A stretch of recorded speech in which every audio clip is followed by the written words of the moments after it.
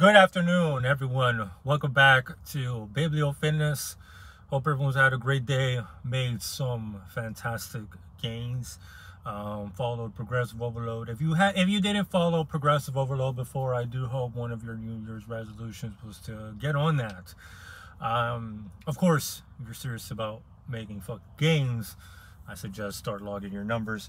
But today I did want to go ahead and continue with the topic of what's been broached upon by Stirner, and where I am right now in the ego in its own, and it's the Protestant Reformation and the Protestantism of politics.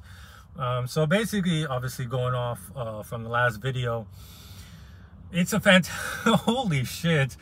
I guess he's really digging into the failure or the facade that was the Enlightenment, right? That the facade that was the French Revolution, how we supposedly finally shed our skin or shed ourselves from the concepts of God and the absolute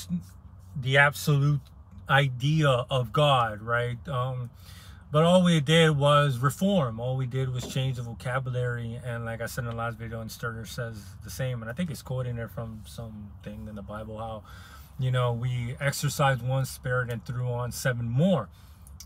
And he just continuously to dive into how, ever since the Protestant Reformation, if anything, the idea of spirit has become even more pronounced, more important, and the dominion of mind has become more absolutes, right? The hierarchy and the separation from the individual from God through institutions like the Catholic Church, through the priests, was no longer needed, right? Everything became more personal. What was Protestantism but being able to take on all these ideas yourself without this mediation? And I guess this was kind of due, right? Like this progression was eventually going to come about because, the aristocracy no longer held dominion, even in war. And war is obviously the quintessential factor of it all, right? The heavy cavalry that was always, completely occupied by the nobility, because the nobility were the only ones who could afford horses and the armor and things. The heavy cavalry was being phased out, with the advent of gunpowder and handguns in Western Europe, with the pike and shot formation, right? You have the War of the Roses, the revolutions going on in England, where famously Welsh farmers were massacring and murdering and killing English nobles. You have the 100 Years' War, right, with the English longbowmen, a bunch of farmers wiping out French cavalry, wiping out the French nobility. And it is because of the wiping out of French nobility that someone like a Philip IV can make the attempt of wanting to centralize authority even further, or Charles V, or Louis XI, the Universal Spider. It is because of that. But with the process of Protestantism, with this new Enlightenment, with this new era of humanism, we did eliminate God, but we did not eliminate morality. We eliminated personification of these ideas, but the ideas as such got drawn on to us, right? The essence of things was able to be felt by everybody at all times. The world became even more hollowed, because we found the truth in everything. We didn't need a priest to mediate. We didn't need a priest to no longer tell us what is what. He even talks about how the separation of the world from the world of the ephemeral, the world of this, the world of the senses, and the world of the ideal, there was still a distinction, there was still a separation, right? Within the Catholic Church, there was a world of the sensuous, and there was a distinction because there was a certain value. But that separation was thrown out with the Protestant Reformation, how everything became internalized, and how we gave up God, but we gave up God and monarchy supposedly for the idea of the state, for the idea of mankind, for the ideas of freedom of equality, freedom of religion, freedom of to pursue, and all these things, freedom of politics, you know, political liberalism that came about. These became our new gods. These became the new ideas in which we have to place ourselves under. And this became an even more of an absolute monarchy, right? Because all institutions, and he makes he talks about the French Revolution, right? Before you had the three estates. You know, you had the clergy, the nobility, and then the third estate, which was 99% of the population. And what was the French Revolution? But it was not an eradication of the estate as such, but an eradication of the other two estates. How everything became one estate. Everybody's under this one idea, which is the nation, which is the state. The state took on the powers of the feudalism, for example. You know, the state is the only one that could provide rights. Things were no longer inherited. There was no longer these institutions that were separate from the monarchy, for example, right? With the guilds, the merchant class, how, you know, to be a duke somewhere, you didn't need to be granted by the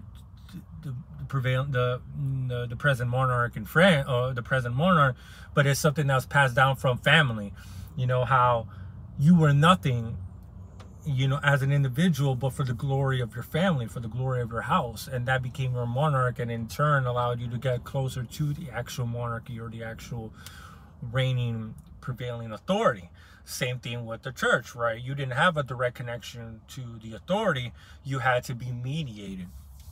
But with the revolution, all that changed.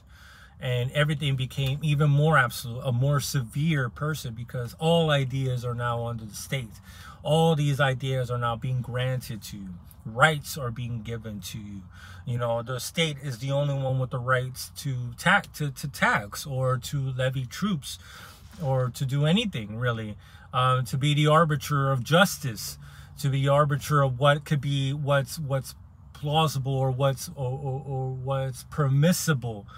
You know, he talks about how, you know, people want to seem like, oh, we now have political liberty or religious liberty. It's not liberty in the sense that you now could do whatever you want. No, that's not the case. What it means is that you are now responsible. You know, right? Like, the power is in you, and there is nobody else. There is this direct connection to the state, and for you to uphold the values of the state. You know, to be a free person is to wholly obey. You know, it's literally the same thing as Christianity, but, you know, with a different umbrella. How, you know, different words, and something that became even more absolute. That, you know, you could say that the Protestant Reformation and this continuation and this evolution of the state as such as we think of nowadays is a progression of Christian thought, right? Is a progression of the idea overcoming the world. And, you know, how everything became even more internalized. Even the institutions themselves were no longer required. Everything became even more spiritual, even more ideal. We became even more focused on these ideas, you know, of, like I said, of justice, of freedom. But what is freedom? You know, what is to be a good person? What it is to be a good citizen? It is to give yourself wholly to the ideals of the state. Instead of it being God now, it is the state. What is to be a free person within the state is to be an obedient, good citizen. It is only by being a good citizen can you be free. Free from persecution of the law, but the law is absolute and no one can broach against the law. And what is this new law? Reason, right? Instead of trying to find God in everything, we now try to find reason in everything. And everything that it comes about, and everything that is real can only be real if it is vindicated or is validated by this new God of reason. You know, how everything had to be subsumed under reason. And he says how, you know, philosophy was found in Hegel or Gautier, you know, placing ourselves under this absolute of reason. You know, we didn't get rid of any ideas or these ideals as such from the Middle Ages. We just changed the vocabulary, and it possessed us even further. There is no mediator anymore. You know, all of these ideas are contained in us, and we have to be possessed by these ideas at all times. You know, how the state really became the monarch, or the absolute monarch that other monarchs only ever wished they could be. You know, because there was no competing factors. You know, the state took on everything. You know, and it is for the state that we have to sacrifice ourselves for. It is for this idea of state, you know, this idea of freedom of all, of the power of the people, and the voice of the people, and the voice of the majority. Different vocabulary for the same trajectory, for the same objectives, really.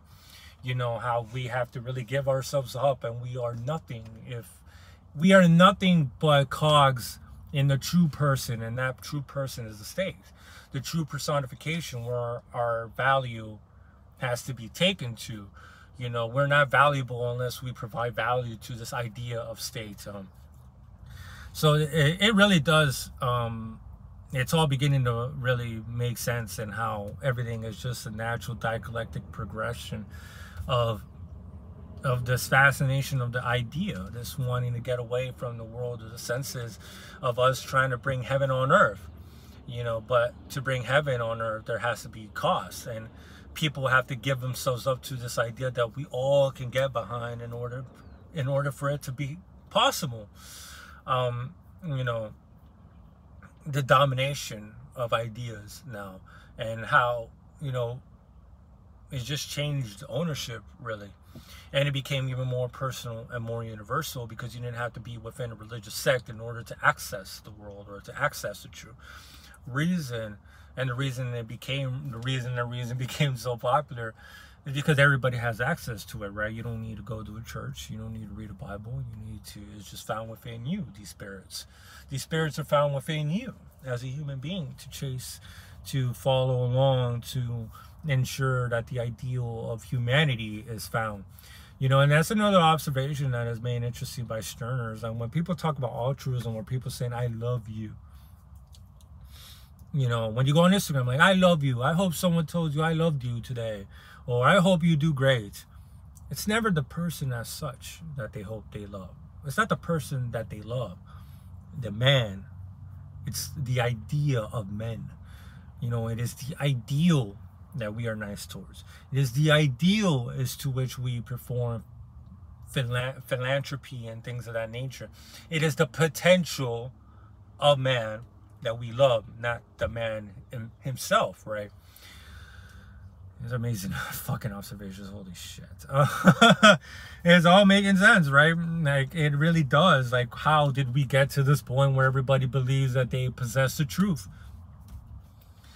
One can see how we got to this point, right? How we now have all access to the truth. We're all born with this entitlement that we have access to things that we don't need anybody to tell us, because, you know, everybody's subject to their own whims anyways. Unfortunately, this is what happens when you get rid of hierarchy, or the need of hierarchy, or the idea that we don't need hierarchy. How before the state, just as, you know, with Christian principles, we're all the same. There is no distinction. We are all human before God. We are all human before the state. The only thing that matters is how obedient we are to these ideals. That's when, you know, that's when you're given value. It's not the values you have, it's how you are valuable to this idea. You know, a lot to throw in there. So I'm gonna just leave it at that before I go on and continue this amazing read. But he's really making a lot of sense, you know. And I guess we could talk about eugenics later, because this is all really eugenics, right? But we'll talk about that another time. So I'm gonna leave y'all with this quick video. I hope you all make some fantastic gains today if you haven't already. I'm gonna go ahead and I just finally finished my computer, my laptop, so can't wait to get back on the grind and make sure I don't fuck up again, because this was a giant pain in the ass to resolve this issue. So hope y'all make amazing gains, and until next time, guys, love y'all. Peace.